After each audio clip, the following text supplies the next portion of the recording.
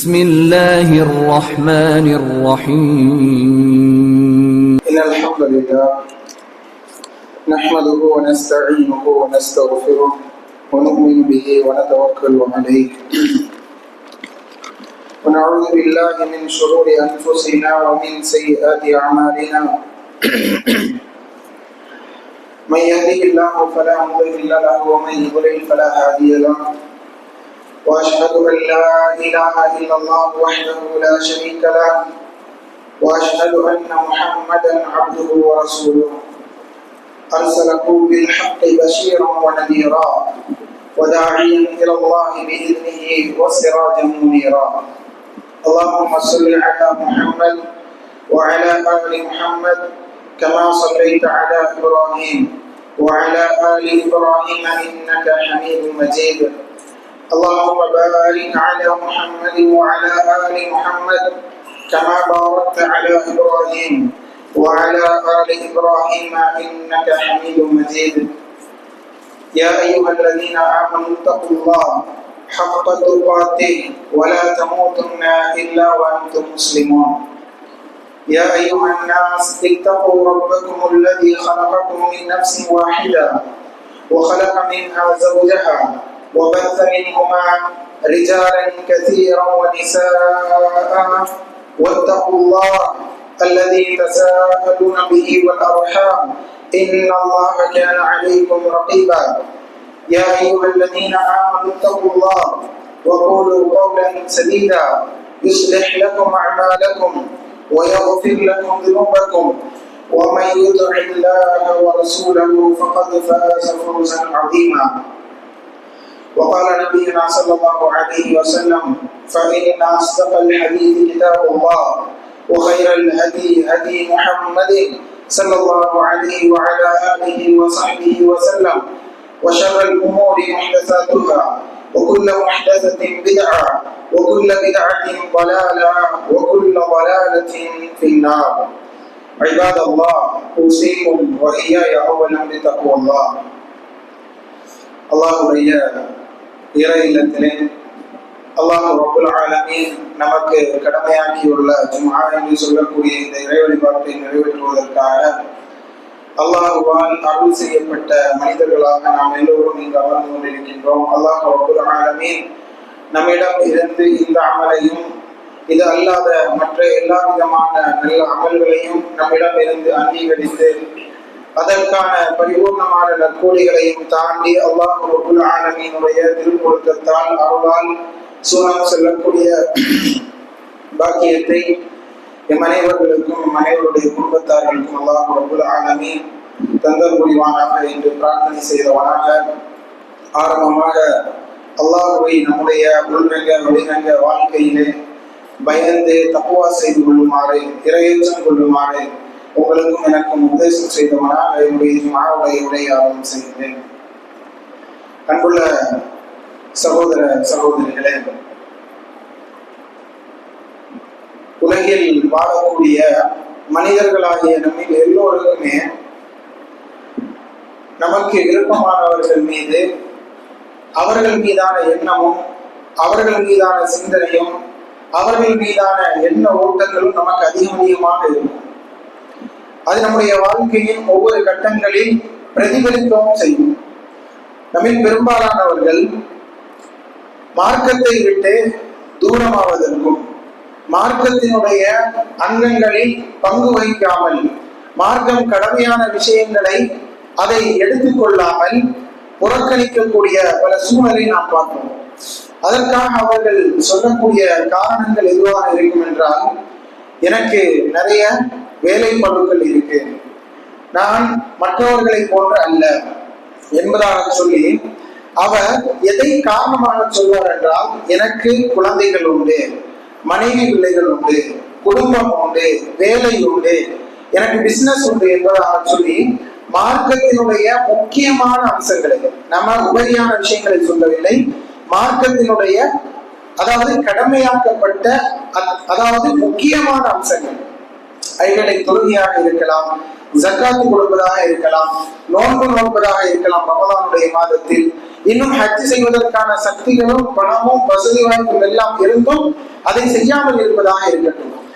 இதற்காக அவர்கள் சொல்லக்கூடிய காரணம், அவர்கள் வேறு சில விஷயங்களை அதிகமாக எண்ணிக்கொண்டும் நினைத்து கொண்டும் அதற்காக அவர்கள் உலகத்தின் பக்கம் திரும்பி சென்று கொண்டிருப்பது, இதுதான் காரணமாக இருக்கும். அந்த தன்னை சூழ்ந்து வாழ்ந்து கொண்டிருக்கக்கூடிய மனைவி பிள்ளைகளாகட்டும், குடும்ப உறவுகளாகட்டும், சமுதாயமாகட்டும், அவர்களுக்காக என்பதாக சொல்லி மார்க்கத்தில் இருந்து ஒதுங்கி செல்வதை நாம் பார்க்கின்றோம். ஆனால் அல்லாஹ்வுடைய தூதர் ஸல்லல்லாஹு அலைஹி வஸல்லம் அவர்கள் மனிதராகத்தான் வாழ்ந்தார்கள். அதே போன்று மனிதர்களாக வாழ்ந்த ஒரு சமுதாயத்திற்கு தான் அனுப்பவும் பட்டார்கள்.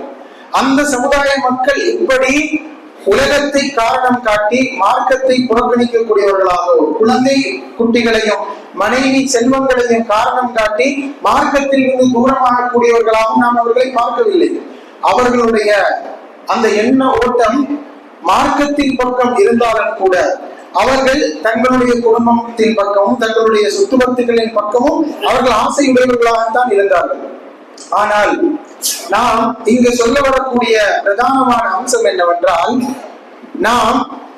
நாம் ஒவ்வொரு கட்டத்திலும் ஒவ்வொரு மக்களை அதிகமாக நினைவுறுவோம்.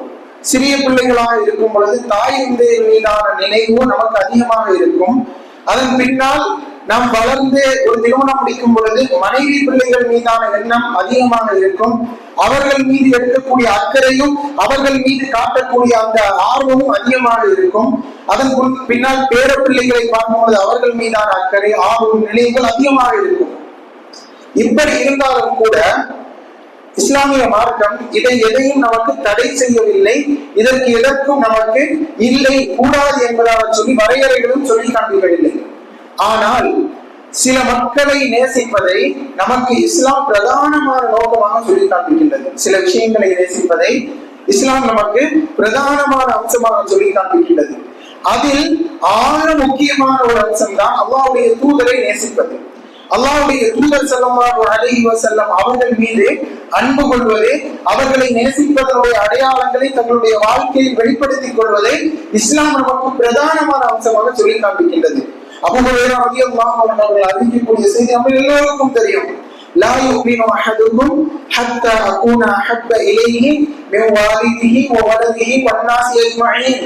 உங்களில் எவரும் ஈமான் கொண்டவராக ஆக முடியாது எதுவரைக்கும் அவர் தன்னுடைய பிள்ளைகளை விட, தன்னுடைய பெற்றோர்களை விட, உலகத்தில் உள்ள நேசத்திற்குரிய எல்லோரையும் விட தன்னை நேசத்திற்குரியவராக அவர் எடுத்துக் கொள்ளாதவரை அவர் ஈமான் கொண்டவராக ஆக முடியாது என்பதாக அல்லாஹ்வுடைய தூதர் ஸல்லல்லாஹு அலைஹி வஸல்லம் சொல்லி காண்பிக்கிறார். அப்போ அல்லாஹ்வுடைய தூதரை நேசிப்பது, அல்லாஹ்வுடைய தூதர் மீதான நேசத்தை நம்முடைய நினைவிலும் நம்முடைய வாழ்க்கையிலும் பிரதிபலிக்க செய்வது என்பது ஒரு மிக முக்கியமான அம்சம், இஸ்லாத்தினுடைய மிக பிரதானமான கடமைகளில் ஒன்று என்பதாக நம்முடைய ஆழ் மனதிலே நாம் பதிய வைத்துக் கொள்ள வேண்டும். ஆனால் இந்த அடையாளத்தையும் இந்த நினைவையும் நாம் எப்படி வெளிக்காட்டுகின்றோம் என்றால் வெறுமனே வாய் அளவில் தான். எதற்காக அப்படி சொல்கின்றேன் என்றால், அல்லாஹ்வுடைய தூதரை எங்களுடைய நினைவிலும் நாங்கள் வைத்துள்ளோம். அல்லாஹ்வுடைய தூதருடைய நினைவு எங்களுடைய வாழ்க்கையோடு பிணைத்ததாக உள்ளது என்பதாக நபித்தோழர்கள் சொல்லிக் கொண்டிருக்கிறது. மாறாக அவருடைய செயல்பாடுகளில் அதை நாம் பார்த்தோம். அவருடைய வாழ்க்கை வரலாறுகளிலே அதை நாம் பிரதிபலிப்பாக கண்டுகொண்டோம். அவருடைய வாழ்க்கை வரலாறுகளை நாம் படித்து பார்க்கும் பொழுது நபித்தோழர்கள் எப்படிப்பட்ட ஒரு உன்னதம் மிக்கவர்களாக அல்லாஹ்வுடைய தூதர் ஸல்லல்லாஹு அலைஹி வஸல்லம் அவர்களோடு வாழ்ந்த காலத்திலும் அல்லாஹ்வுடைய தூதருடைய மரணத்திற்கு பிறகும் அல்லாஹ்வுடைய தூதரை எப்படி நினைவு கூர்ந்தார்கள், வெறுமனே வார்த்தை அளவில் இல்ல, அவர்களுடைய செயல்பாடுகள் வடிவில், அல்லாஹ்வுடைய தூதருடைய கட்டளைகள் வடிவில் அவர்கள் பின்பற்றியதை நாம் பார்க்கின்றோம். ஆக அல்லாஹ்வுடைய தூதர் ஸல்லல்லாஹு அலைஹி வஸல்லம் அவர்களை இந்த அளவிற்கு நேசித்த அந்த நபித்தோழர்கள் சிலர்களுடைய அந்த சுருக்கமான நிகழ்வுகளை பற்றியும் அந்த நபித்தோழர்களுடைய நினைவில் அல்லாஹ்வுடைய தூதர் எப்படி இருந்தார்கள். உண்மையிலே அல்லாஹ்வர்களே, நமக்கு விருப்பமான ஒரு மனிதர், அது நம்முடைய மனைவிமார்களாக இருக்கலாம், மனைவிமார்களுக்கு கணவனாக இருக்கலாம், இன்னும் பிள்ளைகளாக இருக்கலாம், சமூக உறவுகளாக இருக்கலாம், நட்பாக இருக்கலாம், நமக்கு மிகவும் பிடித்தமானவராக, சமுதாயத்திற்கே மிகவும் பிடித்தமானவராக, ஒரு கணவனாக அவர் இருந்தார்.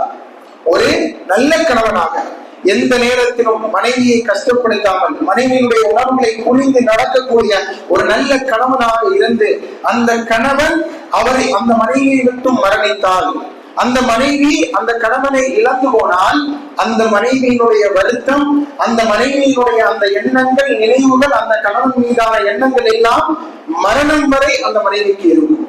இதே போன்று ஒரு நல்ல முறையில் வளர்ந்து ஆளான ஒரு மகனாக இருக்கட்டும், வளர்ந்து ஆளாகி தந்தையும் தாயும் கவனித்து வந்து கொண்டிருக்கக்கூடிய காலத்தில் அந்த மகன் இறந்து போனால், அந்த மகன் இல்லாமல் போனால் அந்த தாய்க்கும் தந்தைக்குமான அந்த இழப்பு, அந்த மகன் மீதான நினைவுகள், எண்ண ஓட்டம் அதிகமானதாக இருக்கும். இது இயல்பான அம்சம். ஆனால் இந்த நன்மையான எல்லா மனிதர்களையும், அதாவது மிகைக்கக்கூடிய, உச்சகட்டமாக இருக்கக்கூடிய, அதில் முதல் தரத்தில் இருக்கக்கூடிய ஒரு மனிதன் தான் அல்லாஹ்வுடைய தூதர் ஸல்லல்லாஹு அலைஹி வஸல்லம் அவர்கள். எதற்காக அப்படி சொல்கின்றேன்? அல்லாஹ்வுடைய தூதர் ஸல்லல்லாஹு அலைஹி வஸல்லம் அவர்கள் பல மனைவிமார்களுக்கு ஒரே கணவனாக இருந்த பொழுதிலும் கூட அந்த கணவனாக அவர் வாழ்ந்த பொழுது எல்லா மனைவிமார்களாலும் நற்செய்தி சொல்லப்பட்ட ஒரு மனிதர். அந்த அளவிற்கு ஒரு சிறப்பான ஒரு கணவர். ஒரு கட்டத்திலே ஒரு மனைவியிடத்திலிருந்து ஒரு அன்பளிப்பாக ஒரு இனிப்பு பலகாரம் வந்த நேரத்தில் மற்றொரு மனைவி அதை எல்லா நபித்தோழர்கள் முன்பாகவும் தட்டிவிட்ட நேரத்தில் அல்லாஹ்வுடைய தூதர் ஸல்லல்லாஹு அலைஹி வஸல்லம் அவர்கள் அந்த இடத்தை கூட கடிந்து கொள்ளாமல், அந்த இடத்தில் கூட வலிந்து பேசாமல், உங்களுடைய தாய் கோபப்பட்டு விட்டார் என்பதாக சொல்லிவிட்டு அதன் பின்னால் மனைவி இடத்தில் சென்று அமைதியாக பேசினார்கள் என்பதாக நாம் பார்க்கின்றோம். இது போன்றான நினைவுகளை மரணத்திற்கு பின்னால் அந்த மனைவியால் மறக்க முடியுமா? அந்த மனைவியினுடைய எண்ணத்தில் இருந்து இது போன்றான எண்ணங்கள் இல்லாமல் செல்லுமா? அதே போன்று நாம் இன்னும் பார்க்கலாம். அல்லாஹ்வுடைய தூதர் ஸல்லல்லாஹு அலைஹி வஸல்லம் அவர்கள் நபித்தோழர்களோடு எந்த அளவுக்கு சிறப்பு மிக்கவர்களாக இருந்தார்கள்.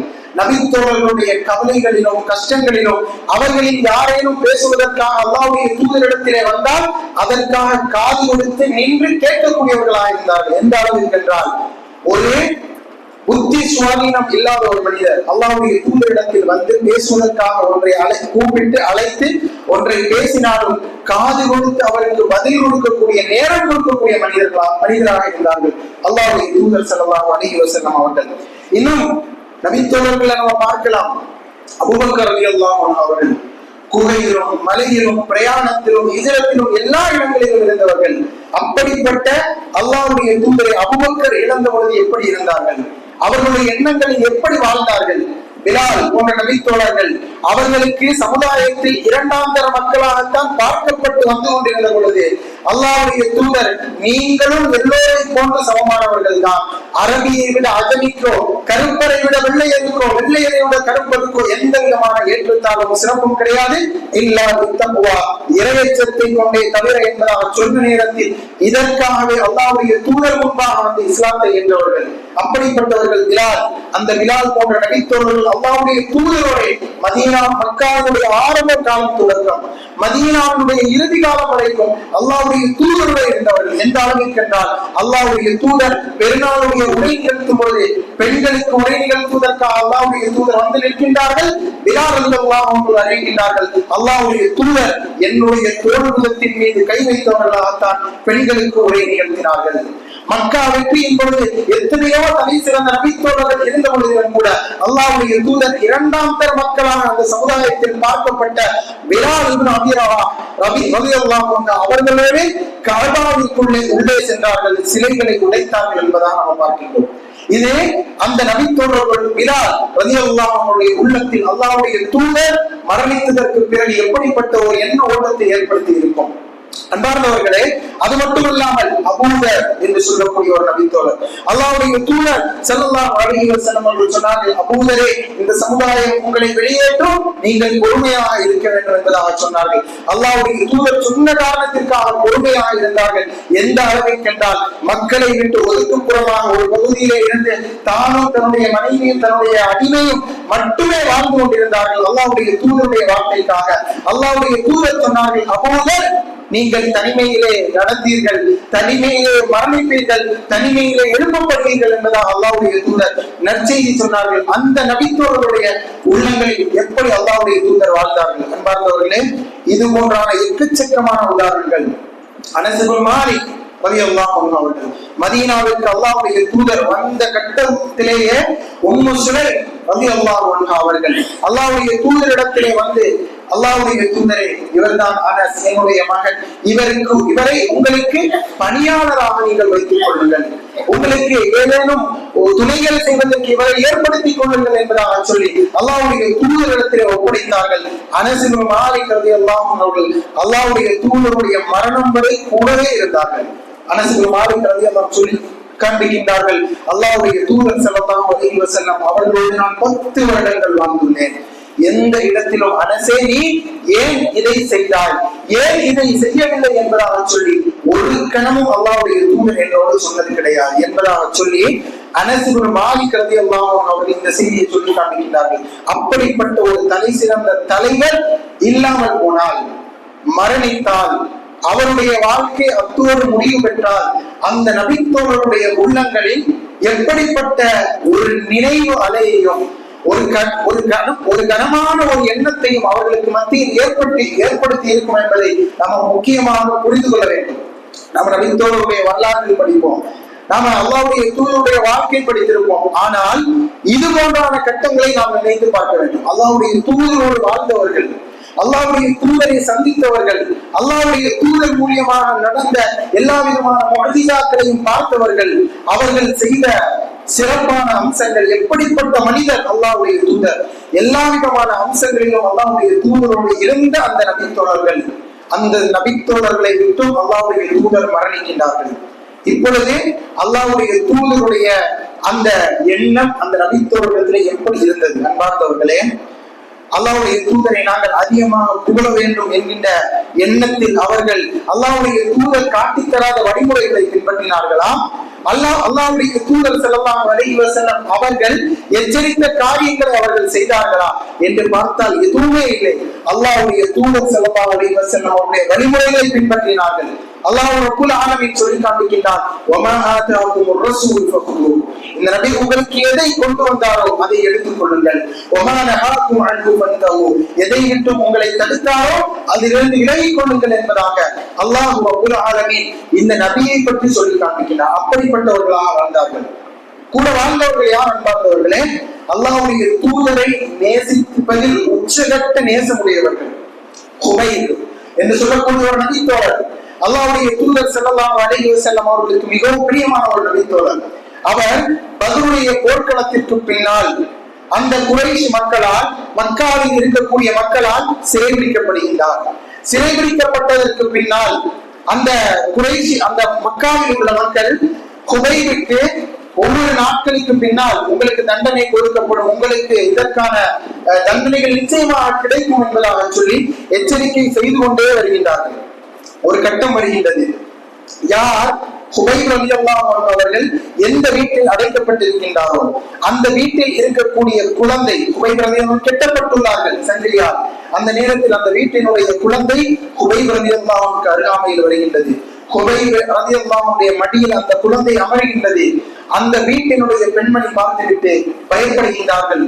குபைர் ஒரு கைதியாக இருக்கின்றார். இந்த நேரத்தில் அவருக்கு கொலை தண்டனை நிச்சயமாக உண்டு என்பதாக அவருக்கும் தெரியும், எல்லோருக்கும் தெரியும். இவர் அந்த நேரத்தில் அந்த குழந்தையை கொலை செய்வதனால் இவர்களால் எதுவுமே செய்ய முடியாது என்பதும் அந்த பெண்ணுக்கு தெரியும்.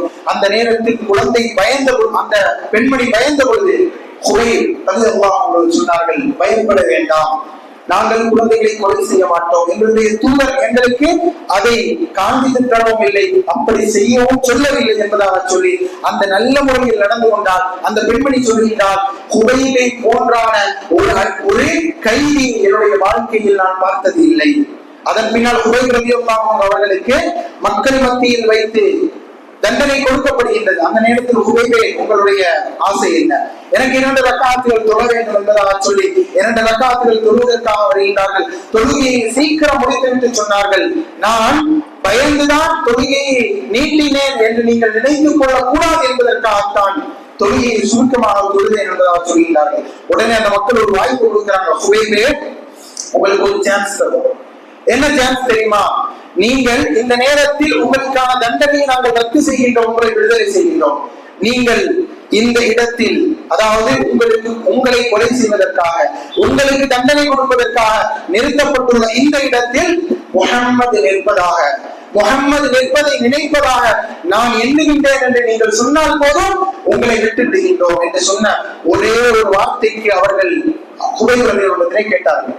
அன்பார்ந்தவர்களே, இது போன்றான கட்டங்களில் இஸ்லாம் நமக்கு சில விஷயங்களை சொல்வதற்கு அனுமதித்திருந்த பொழுதிலும் கூட குபைர் ரலியல்லாஹு அன்ஹு சொன்னார்கள், இந்த இடத்தில் அல்லாஹ்வுடைய தூதர் நிற்பதை நாங்கள் நினைக்கவா? இல்லை, அல்லாஹ்வுடைய தூதருடைய காலில் ஒரு முள் தைப்பதை கூட எங்களால் ஏற்றுக்கொள்ள முடியாது என்பதாக சொல்லி காண்பித்து விட்டு அல்லாஹ்விடத்திலே ஒரு பிரார்த்தனை செய்தார்கள். அல்லாஹும்ம ஹ்ஸீஹிம் அததா வக்துல்ஹும் பததா வலா துபதி மின்ஹும் அபதா. யா அல்லாஹ், இவர்கள் எல்லோரையும் எண்ணிக்கொள், இவர்கள் யாரையும் விட்டு வைத்து விடாதே, இவர்கள் எல்லோருக்குமான தண்டனையை நீ நிறைவு செய் என்பதாக சொல்லி அந்த இடத்தில் பிரார்த்தனை செய்தார்கள். அந்த மக்களால் கொலை செய்யப்பட்டார்கள் என்றும் பார்க்கின்றோம். பாருங்க, அல்லாஹ்வுடைய தூதர் ஸல்லல்லாஹு அலைஹி வஸல்லம் அவர்களை நேசிப்பதனுடைய அடையாளம், ஒரு இடத்தில் தப்பிப்பதற்கான வாய்ப்பு கிடைத்த பொழுதிலும் கூட, உயிர் தப்புவதற்கான வாய்ப்பு கிடைத்த பொழுதிலும் கூட அந்த இடத்தை கூட நபித்தோழர்கள் விரும்பவில்லை.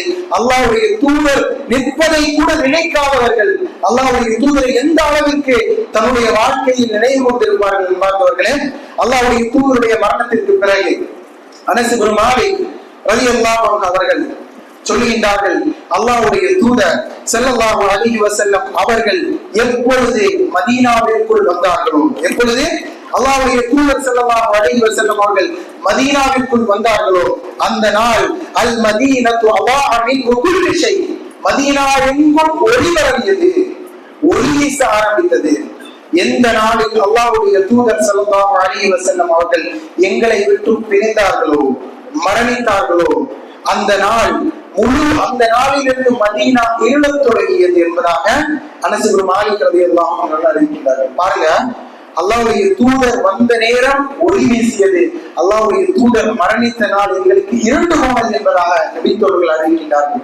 இப்னு அப்பாஸ் ரலியல்லாஹு அன்ஹு அவர்கள் ஒரு முறை நபித்தோழர்களோடு அல்லாஹ்வுடைய தூதருடைய மரணத்திற்கு பின்னால் இருந்து கொண்டிருக்கும் பொழுது, யௌமுல் ஹமீஸ் ஒமல் யௌமுல் ஹமீஸ், வியாழக்கிழமை நாள் என்ன தெரியுமா அப்படின்னு சொல்லி கேட்கிறாங்க. சொல்லிவிட்டு அழுகின்றார்கள், பக்கா அழ ஆரம்பித்தார்கள், தேம்பி அழுதார்கள். உடனே கேட்டார்கள், எதற்காக அழுகின்றீர்கள்? உடனே இப்னு அப்பாஸ் ரலியல்லாஹு அன்ஹு சொன்னார்கள், இஷ்தத்த பி ரசூலில்லாஹி ஸல்லல்லாஹு அலைஹி வஸல்லம் வஜஅஹு, அல்லாஹ்வுடைய தூதருடைய, அதாவது மரணத்துடைய அந்த நேரத்தில் அவர்களுக்காக ஏற்பட்ட அந்த காய்ச்சல் கடுமையான நேரம் வியாழக்கிழமை, அதை நினைத்து அழுகின்றேன் என்பதாக சொன்னார்கள். பாருங்க, அல்லாஹ் நபித்தோழர்களுடைய நினைவில் ஒரு வியாழக்கிழமை என்று சொல்லக்கூடிய நாள் அல்லாஹ்வுடைய தூதரை ஞாபகப்படுத்தியது, அல்லாஹ்வுடைய தூதர் மீதான எண்ணத்தை அதிகப்படுத்தியது, அழுகைகளை கூட்டியது. அன்பார்ந்தவர்களே, இன்னும் நம்ம பார்க்கும் பொழுது நபித்தோழர்கள் அல்லாஹ்வுடைய தூதர் ஸல்லல்லாஹு அலைஹி வஸல்லம் அவர்களுடைய நினைவில் மரணத்திற்கு பிறகு எப்படியெல்லாம் இருந்தார்கள். ஒரு முறை அபூ தர் அல்-கிஃபாரி ரலியல்லாஹு அன்ஹு அவர்கள், நாம் சொன்னோம் அல்லவா, தனிமையில் நடந்தார், தனிமையில் மரணிப்பார், தனிமையில் எழுப்பப்படுவார் என்பதாக அல்லாஹ்வுடைய தூதர் ஸல்லல்லாஹு அலைஹி வஸல்லம் அவர்களால் சொல்லப்பட்ட ஒரு நபித்தோழர், மிகச்சிறந்த நபித்தோழர். உண்மையிலேயே அவருடைய வாழ்க்கை வரலாறுகள் எல்லாம் படிக்கும் பொழுது நமக்கு கண்ணீர் தாரை தாரையாக வரும். இந்த உலகத்தையே அர்ப்பணித்து மறுமைக்காக வாழ்ந்தவர்கள் பிரதானமான நபித்தோழர்கள் ஒருவர் அபூ தர் ரலியல்லாஹு அன்ஹு அவர்கள். ஒரு முறை அஹ்னஃப் இப்னு கைஸ் என்று சொல்லக்கூடிய ஒரு தாபிஈ, அவர் பைத்துல் மக்திஸுக்குள்ள போறார். அப்ப உள்ள போன நேரத்துல அங்கு ஒரு மனிதர் தொழுது கொண்டே இருக்கின்றார். தொழுது கொண்டே இருக்கிறார், தொழுது கொண்டே இருக்கிறார். அப்ப இப்படி தொழுத மனிதரை நம்ம பார்த்தோம் அப்படின்னா உண்மையிலேயே இவர் ஒரு மார்க்கத்தை தெளிவில்லாத அப்படின்னு உள்ளவன் நம்ம நினைப்போம். ஆனால் இப்படி தொழுது கொண்டிருப்பதை அஹ்னஃப் இப்னு கைஸ் ரஹ்மத்துல்லாஹ் அவங்க பார்த்து விட்டு என்ன சொல்றாங்க அப்படின்னா, நேரா அந்த மனிதர் இடத்துல போறாங்க. போயிட்டு, நீங்க ஒற்றைப்படையா முடிச்சீங்களா அல்லது இரட்டைப்படையா முடிச்சீங்களான்னு உங்களுக்கு தெரியுமா அப்படின்னு கேட்கிறான். எப்படி, நீ ஒற்றைப்படையா தான் முடிச்சீங்களா? ஏன்னா தொழுதுகிட்டே இருந்தீங்க, நீங்க எப்படி முடிச்சீங்கன்னு உங்களுக்கு தெரியுமா? உடனே அந்த மனிதர் சொல்றாரு, நான் ஒற்றைப்படையா முடித்தேனா இரட்டைப்படையா முடித்தேனா என்பது முக்கியமல்ல, மாறாக அக்பிர்னி எனக்கு அறிவித்தார் சொல்றார். ஏன்னா அக்பிர்னி எனக்கு அறிவித்தார், ஹிப்பி அபுல் காசிம், அபுல் காசிம் என்னுடைய நேசத்திற்குரிய ஸல்லல்லாஹு அலைஹி வஸல்லம் அவர்கள் எனக்கு அறிவித்தார்கள். அக்பிர்னி எனக்கு அறிவித்தார்கள். யார்? அபுல் காசிம் ஹிப்பி, என்னுடைய நேசத்திற்குரியவர், என்னுடைய பிரியத்திற்குரியவர் அபுல் காசிம் ஸல்லல்லாஹு அலைஹி வஸல்லம், முஹம்மது ஸல்லல்லாஹு அலைஹி வஸல்லம் அவர்கள் அறிவித்தார்கள் என்பதாக சொல்லி சும்மா பக்கா அழுதார்கள். பிறகும் சொன்னார்கள், அக்பிர்னி ஹிப்பி அபுல் காசிம், எனக்கு என்னுடைய நேசத்திற்குரிய அபுல் காசிம் எனக்கு அறிவித்தார் என்பதாக சொல்லி சும்மா பக்கா மீண்டும் அழுதார்கள். மீண்டும் அதே போன்று சொல்லிவிட்டு மீண்டும் அழுதார்கள். அழுதுவிட்டு சொன்னார்கள், فقال சொன்னார்கள், ما من عبد يسجد لله سجدة الا رفعه الله بها درجة وخط عنه بها خطايا وكتب له بها حسنة. எந்த ஒரு மனிதர் அல்லாஹ்விற்காக ஒரு சஜ்தா செய்தாலும் அதன் மூலமாக அல்லாஹ் அவருக்கு ஒரு நன்மை எழுதாமல் இல்லை, அதன் மூலியமாக அல்லாஹ் அவருக்கு ஒரு பாவத்தை மன்னிக்காமல் இல்லை, அதன் மூலியமாக அல்லாஹ் அவருக்கு ஒரு தரஜாவை உயர்த்தாமல் இல்லை என்பதாக என்னுடைய ஹிப்பி, என்னுடைய நேசத்திற்குரியவர் அபுல் காசிம் ஸல்லல்லாஹு அலைஹி வஸல்லம் அவர்கள் சொன்னார்கள் என்று சொன்ன பொழுதே இவர் அல்லாஹ்வுடைய தூதரை தான் சொல்றாங்க எனக்கு தெரிஞ்சிருச்சு. உடனே அஹ்னப் இப்னு கைஸ் ரஹிமஹுல்லாஹ் அவர் சொல்றாரு, அக்பிர்னி மன் அன்த ரஹிமக்கல்லாஹ், எனக்கு நீங்க சொல்லுங்க, நீங்க யாரு, அல்லாஹ் உங்களுக்கு அருள் செய்யட்டும், நீங்க யாரு அப்படின்னு எனக்கு சொல்லுங்கள் என்று சொன்ன நேரத்தில் அவர் சொன்னார், அன அபூதர் அல் கிஃபாரி, நான் தான் அபூதர் அல் கிஃபாரி ரலியல்லாஹு அன்ஹு அவர்கள் என்பதாக சொன்னார்கள். அன்பார்ந்தவர்களே, அல்லாஹ்வுடைய தூதர் ஸல்லல்லாஹு அலைஹி வஸல்லம் அவர்கள் காண்பித்து தந்த ஒரு செய்தி, அவர்களுடைய வழிமுறை ஒன்றாக இருந்தாலும் அதை நபித்தோழர்கள் பின்பற்றுவதில் எவ்வளவு ஆர்வமிக்கவர்களாக இருந்தார்கள், அதற்காக அவர்கள் கண்ணீர் வடிக்கக்கூடியவர்களாக இருந்தார்கள். அந்த நினைவை நினைத்து அல்லாஹ்வுடைய தூதர் சொன்னார்கள். அதன் பின்னால் இப்பொழுது அல்லாஹ்வுடைய தூதர் எங்களோடு இருக்கவில்லை. அல்லாஹ்வுடைய தூதர் ஸல்லல்லாஹு அலைஹி வஸல்லம் அவர்களுக்கு வளர்ப்பு தாயாக இருந்தவர்கள் தான் உம்மு ஐமன் என்று சொல்லக்கூடிய ஒரு நபி தோழி. உம்மு ஐமன் ரலியல்லாஹு அன்ஹா அவர்கள் அல்லாஹ்வுடைய தூதருக்கு பால் கொடுத்தவர்களும் அல்ல, அல்லாஹ்வுடைய தூதருடைய சொந்த தாயும் அல்ல, மாறாக அல்லாஹ்வுடைய தூதரை வளர்த்தவர்கள். இதன் காரணமாகவே அல்லாஹ்வுடைய தூதர் ஸல்லல்லாஹு அலைஹி வஸல்லம் அவர்கள் உம்மு ஐமன் ரலியல்லாஹு அன்ஹா அவர்கள் அதிகமாக சந்திப்பதற்காக வீட்டுக்கு போவாங்க. இப்படி பல முறைகள் போற நேரங்கள்ல எல்லாம் உம்மு ஐமன் ரலியல்லாஹு என்ன பண்ணுவாங்கன்னா, ஒரு முறை இதே மாதிரி உணவு கொடுக்குறாங்க.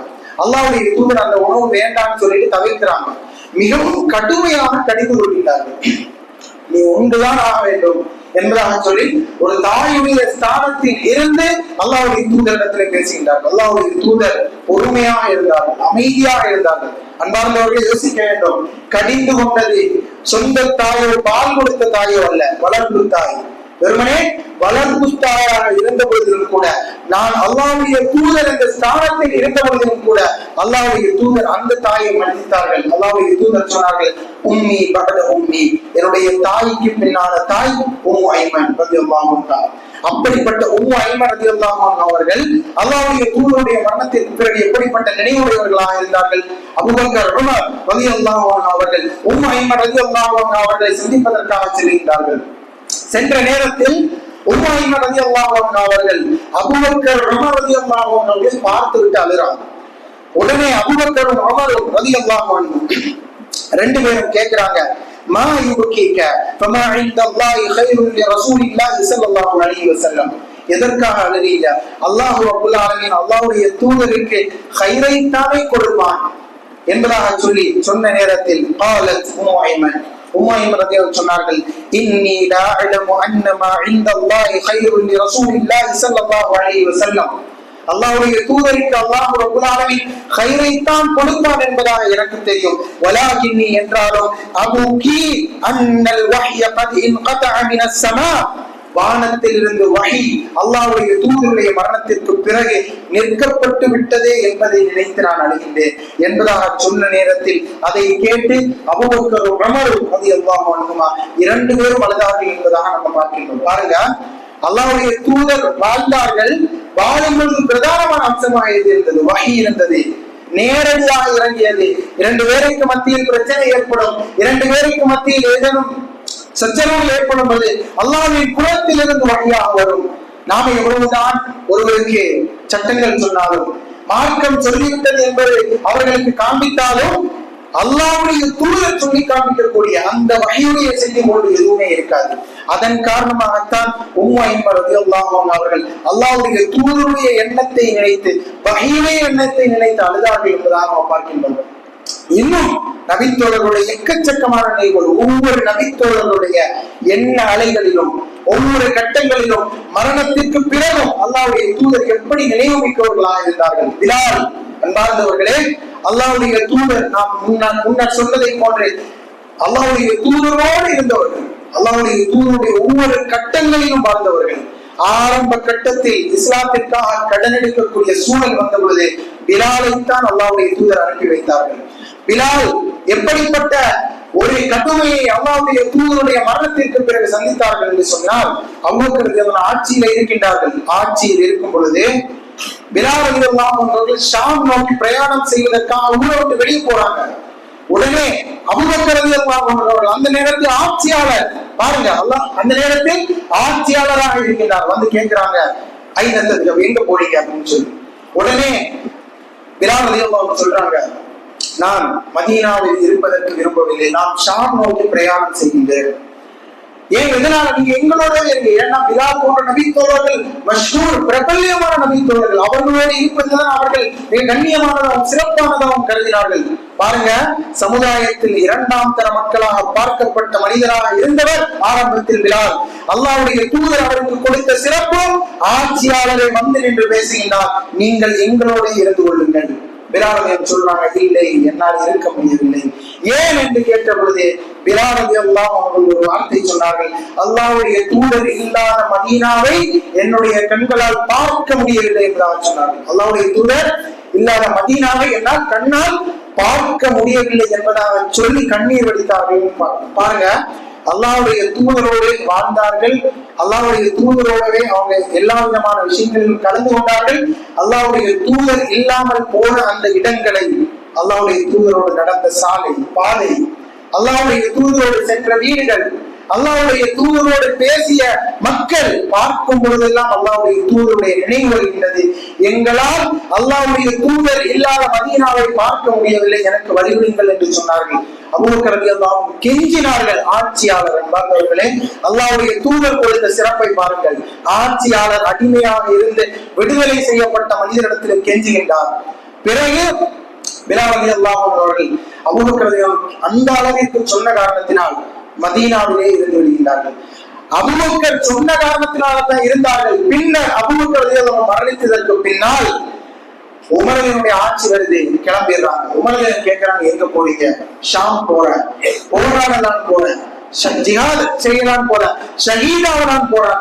உடனே பிலால் ரலியல்லாஹு அன்ஹு உமர் என்று சொல்றாங்க, உங்களை நாம் தடுக்கவில்லை, உங்களை சென்று கொள்ளலாம் அப்படின்னு சொல்றாங்க.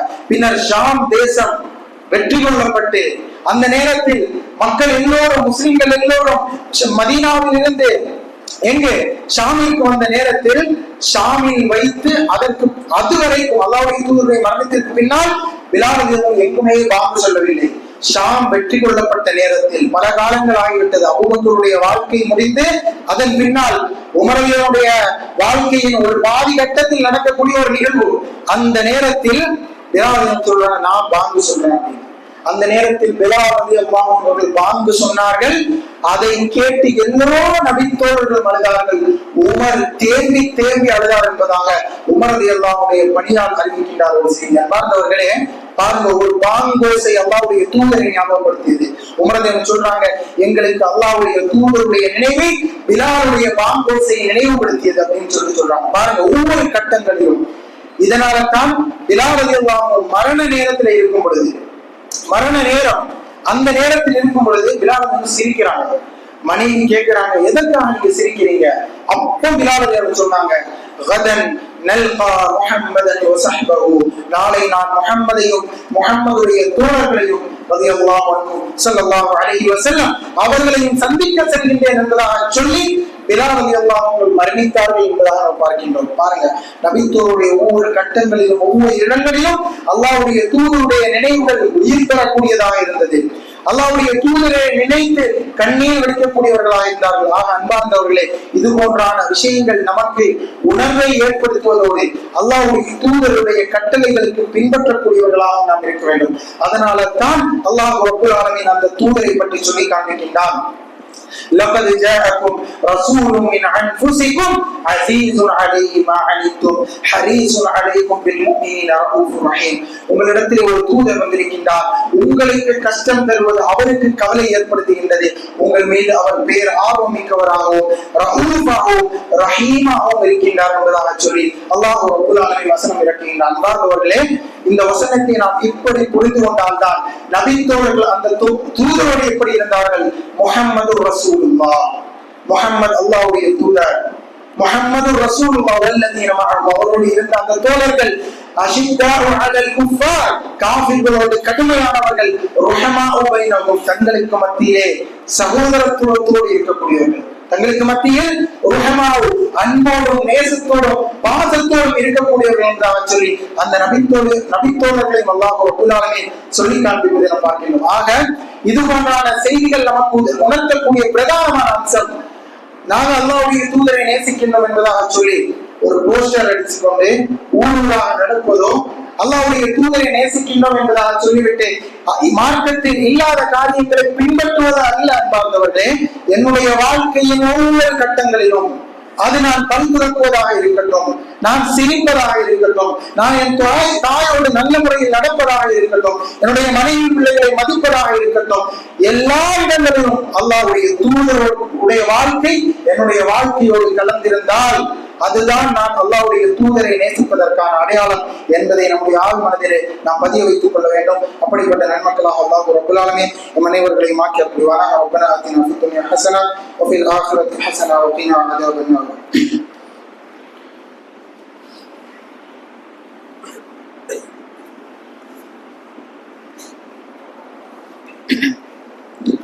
அல்ஹம்துலில்லாஹ் வஸ்ஸலாத்து வஸ்ஸலாமு அலா ரசூலில்லாஹ் وعلى آله وصحبه أجمعين.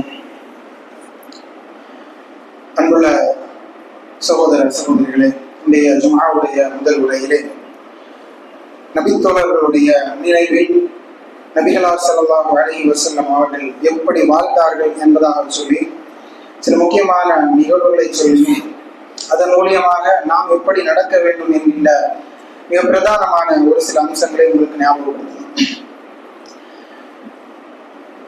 அப்படிப்பட்ட அல்லாஹ்வுடைய தூதர் ஸல்லல்லாஹு அலைஹி வஸல்லம் அவர்களை நாம் நேசிப்பது என்பது உண்மையிலேயே நமக்கு எப்படி ஒரு ஈமானுடைய அடையாளமோ, அதுதான் நம்முடைய ஈமானுக்கு பரிபூர்ண தன்மையை கொடுக்குமோ, அதே போன்றுதான் அல்லாஹ்வுடைய தூதர் ஸல்லல்லாஹு அலைஹி வஸல்லம் அவருடைய தோழர்களை நேசிப்பது. அல்லாஹ்வுடைய தூதருடைய நேசத்தை பத்தி நம்ம பார்த்தோம். அதே போன்று அல்லாஹ்வுடைய தூதர் ஸல்லல்லாஹு அலைஹி வஸல்லம் அவர்களுடைய தோழர்களை நேசிப்பதும் நம்முடைய ஈமானோடு தொடர்புபட்டது. எப்படி அல்லாஹ்வுடைய தூதர் ஸல்லல்லாஹு அலைஹி வஸல்லம் அவர்கள் சொன்னார்கள், அதாவது ஈமானுடைய அடையாளம் ஆயத்துல் ஈமான், ஈமானுடைய அடையாளம் என்ன தெரியுமா? ஹுப்புல் அன்சார், அன்சாரிகளை நேசிப்பது. அல்லாஹ்வுடைய தூதர் சொன்னார்கள். அல்லாஹ்வுடைய தூதர் நாடு கடந்து தன்னுடைய ஊரை விட்டுவிட்டு எல்லா விதமான விஷயங்களையும் துறந்து விட்டு எதுவுமே இல்லாமல் நிராயுதபாணி என்று சொல்லக்கூடிய அளவிற்கு அல்லாஹ்வுடைய தூதர் வந்தார்களே, அந்த நேரத்தில் அல்லாஹ்வுடைய தூதருக்கு இருப்பதற்கு இடம், உடுப்பதற்கு உடை, வாழ்வதற்கு வசதிகள் எல்லாம் கொடுத்தவர்கள் அந்த அன்சாரிகள். அந்த அன்சாரிகள் அல்லாஹ்வுடைய தூதர் சொன்னார்கள், ஆயத்துல் ஈமான், ஈமானுடைய அடையாளம் ஹுப்புல் அன்சார், அன்சாரிகளை நேசிப்பது. வஆயத்துல் நிஃபாக், நயவஞ்சகத்துடைய அடையாளம் புகுதுல் அன்சார், அன்சாரிகளை பகைப்பது என்பதாக சொன்னார்கள். பாருங்க, அல்லாஹ்வுடைய தூதர் ஈமானோடு தன்னையும் தொடர்பு படுத்தியுள்ளார்கள், அதே போன்று ஈமானோடு தன்னுடைய தோழர்களையும் தொடர்பு படுத்தியுள்ளார்கள். அப்படிப்பட்ட நபித்தோழர்களையும் நாம் மதித்து நடக்க வேண்டும். நபித்தோழர்களுக்கான கண்ணியங்களையும் நாம் கொடுக்க வேண்டும். நபித்தோழர்களுக்கான அந்தஸ்தையும் நாம் பரிபூர்ணமாக செய்ய வேண்டும். அது அல்லாமல் நபித்தோழர்களை விமர்சிப்பதே, நபித்தோழர்கள் மீது அவதூறுகள் பரப்புவதே, இல்லாத பொல்லாத விஷயங்கள் சொல்வதெல்லாம் மார்க்கத்தில் தடுக்கப்பட்டது. நபித்தோழர்களுடைய வாழ்க்கைகள் மார்க்க ஆதாரங்கள் அல்ல, மாறாக நபித்தோழர்களுடைய வாழ்க்கை வரலாறுகள் நமக்கு மத்தியில் பேசப்பட வேண்டும். ஏனென்றால் அல்லாஹ் அவர்களை திருமறை குர்ஆனில் ஞாபகப்படுத்துகின்றான். திருமறை குர்ஆனில் அல்லாஹ் அவர்களை பற்றி சிலாய்த்து சொல்கின்றான். ஆக அந்த நபித்தோழர்களை நாம் நேசிக்கக்கூடியவர்களாக இருக்க வேண்டும். அந்த நபித்தோழர்களை நேசிக்கக்கூடியது அல்லாஹ்வுடைய தூதருடைய வாழ்க்கையில் அந்த நபித்தோழர்கள் பின்பற்றிய விஷயங்களை நம்ம பார்க்கலாம். ஒவ்வொரு இடங்களில் அல்லாஹ்வுடைய தூதர் இப்னு உமர் ரலியல்லாஹு அன்ஹு அவர்கள் ஒரு முறை அரஃபாவுடைய நாளில் அரஃபாவுடைய இடத்தில் நின்று கொண்டிருக்கின்றார்கள். சூரியன் மறைவதற்கான அதாவது சில மணி நிமிடங்கள் தான் இருந்து கொண்டிருக்கக்கூடிய நேரத்தில் இப்னு உமர் ரலியல்லாஹு அன்ஹு அவர்கள் அழ ஆரம்பிக்கின்றார்கள். ரொம்பவும் கடுமையாடுறாங்க. உடனே இதை பார்த்த அதாவது முத்தலிப் இப்னு அப்துல்லா என்று சொல்லக்கூடிய ஒரு தாபிஈ அவர் கேட்கிறாரு, யா அபா அப்துல் ரஹ்மான், அதாவது அபு அப்துல் ரஹ்மானே, அப்துல்லா இப்னு உமரே, நாம இருக்கக்கூடிய ஒரு நல்ல இடம், இந்த இடத்துல நின்று கொண்டு நீங்க எதற்காக இப்படி அழுகணும் என்று கேட்ட பொழுது ஃபகால் சொன்னார், தகர்து ரசூலுல்லாஹி ஸல்லல்லாஹு அலைஹி வஸல்லம், நான் உங்களுக்கு சொல்லுகின்றேன் அல்லாஹ்வுடைய தூதர் எனக்கு சொன்னதை. அல்லாஹ்வுடைய தூதர் ஸல்லல்லாஹு அலைஹி வஸல்லம் அவர்கள் எனக்கு நினைவுக்கு வந்தார்கள். எப்படி நினைவு கூறுகின்றார்கள் பாருங்க, வஹுவ வாகிஉன் பிமகானி, நான் இருக்கக்கூடிய இதே இடத்தில் அல்லாஹ்வுடைய தூதர் நின்றார்கள். நான் இருக்கக்கூடிய இதே இடத்தில் அல்லாஹ்வுடைய தூதர் ஸல்லல்லாஹு அலைஹி வஸல்லம் அவர்கள் நின்று கொண்டு ஃபகால சொன்னார்கள், அய்யுஹன் நாஸ், ஓ மனிதர்களே, இன்னஹு லம் யப்கி மினத் துன்யா கம் ஃபீமா மதா மின்ஹா, அதாவது மக்களே கேளுங்கள், எப்படி அல்லாஹ்வுடைய தூதர் சொல்றாங்க, அதாவது இப்பொழுது ஒரு நேரம் இருக்கின்றது. என்ன நேரம்? சூரியன் மறைவதற்காக இருக்கக்கூடிய இந்த நேரம். இந்த நேரம் தான் மீதி இருக்கக்கூடிய நேரம் போன்று, மீதி இருக்கக்கூடிய நேரம் போன்று. இல்லா கமா யபகா மின் யௌமிக்கும் ஹாதா ஃபீமா மலா யௌமி, அதாவது அல்லாஹ்வுடைய தூதர் ஸல்லல்லாஹு அலைஹி வஸல்லம் அவர்கள் சொல்லி காண்பிக்கிறார்கள், இதற்கு முன்பாக உலகத்தினுடைய உங்களுடைய நாட்கள் எல்லாம் நிறைவடைந்து விட்டது. உலகத்தினுடைய எல்லா நாட்கள் சூரியன் உதித்ததிலிருந்து மறைவது வரைக்கும் எவ்வளவு நேரம் உண்டு, அவ்வளவு காலமும் முடிந்து விட்டது. உங்களுடைய வாழ்க்கையினுடைய காலம், இதற்கு பின்னால் மறுமை வரக்கூடிய அந்த காலம், இந்த சூரியன் இப்பொழுது நின்று கொண்டிருக்கக்கூடிய இந்த இடத்திலிருந்து மறையக்கூடிய நேரம் வரைத்தான் என்பதாக சொல்லி அல்லாஹ்வுடைய தூதர் சொன்னார்கள்.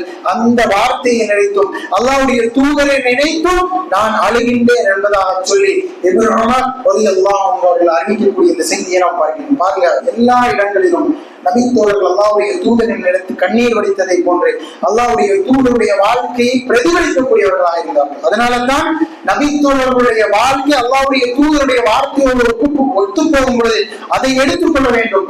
அதுதான் நம்முடைய ஈமானுக்கு பாதுகாப்பானதாக இருக்கும் என்பதையும் நம்முடைய ஆழ் மனதில் நாம் பதிய வைத்துக் கொள்ள வேண்டும். அப்படிப்பட்ட அல்லாஹ்வுடைய தூதரையும் உயிரை விட நேசிக்கக்கூடிய மக்களாகவும் அந்த அல்லாஹ்வுடைய தூதருடைய வார்த்தைகளையும் செயல்பாடுகளையும் நடைமுறைகளையும் நம்முடைய வாழ்க்கையினுடைய நடைமுறைகளாக எடுத்து நடக்கக்கூடிய மக்களாகவும் அல்லாஹ் ரப்பல் ஆலமீன் எம்மையும் நம்முடைய குடும்பத்தார்களையும் உங்களையும் உங்களுடைய குடும்பத்தார்களையும் ஆக்கி அருள்வானாக. ரப்பனா ظلمنا انفسنا وان لم تغفر لنا وترحمنا لنكونن من الخاسرين. اللهم اجرنا من النار، اللهم اجرنا من النار، اللهم اجرنا واجر والدنا من النار. اللهم اعز الاسلام والمسلمين واذل الشرك والكفرة والمشركين فانصرنا على القوم الكافرين. إن الله يأمر بالعدل والإحسان وإيتاء ذي القربى وينهى عن الفحشاء والمنكر والبغي يعظكم لعلكم تذكرون ولذكر الله أكبر والله يعلم ما تصنعون.